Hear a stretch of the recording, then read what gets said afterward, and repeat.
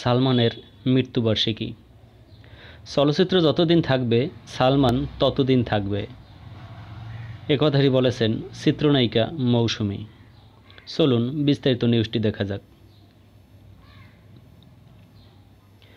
দেশের চলচ্চিত্র শিল্প যতদিন থাকবে নায়ক সালমান শাহ ততদিন থাকবেন বলে মন্তব্য করেছেন চিত্রনায়িকা ও তার সহকর্মী মৌসুমী।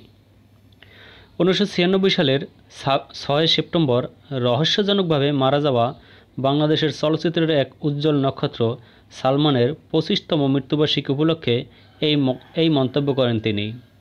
মৌসুমী বলেন, 25 বছর আগের এই দিনে একটি খবর ঘূর্ণিঝড়ের মতোই হৃদয়ে আঘাত করেছিল।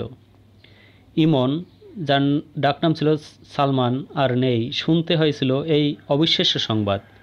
কষ্ট বুকে চেপেই তাকে বিদায় জানাতে হয়েছিল সেদিন, কিন্তু কখনো তাকে ভুলে যায়নি। ভুলে থাকা সম্ভবও নয় প্রিয় বন্ধুকে। তিনি বলেন, 1993 থেকে 96 সাল, মাত্র 4 বছরের অভিনয় জীবন সালমানের। চলচ্চিত্রে অনেক কিছু দিয়েছে সালমান, যা দীর্ঘ সময়েও অনেকে পারেনি। অনবদ্য অভিনয় দিয়ে সালমান জয় করে নিয়েছিল অগণিত দর্শক হৃদয়।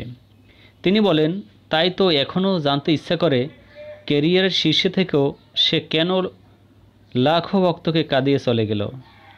জানি এ প্রশ্নের উত্তর অজানাই থেকে যাবে, তাই এ প্রশ্নের উত্তর না খুঁজে স্মৃতি রোমন্থনে ডুবে যেতেই ভালো লাগে। এভাবেই কল্পনায় এখনও তার সঙ্গে দেখা হয়। সালমান ছিল একচ্ছত্র নায়ক। তার জনপ্রিয়তা দিন দিন বেড়েই চলেছে। চলচ্চিত্র শিল্প যতদিন থাকবে সালমান ততদিন বেঁচে থাকবে।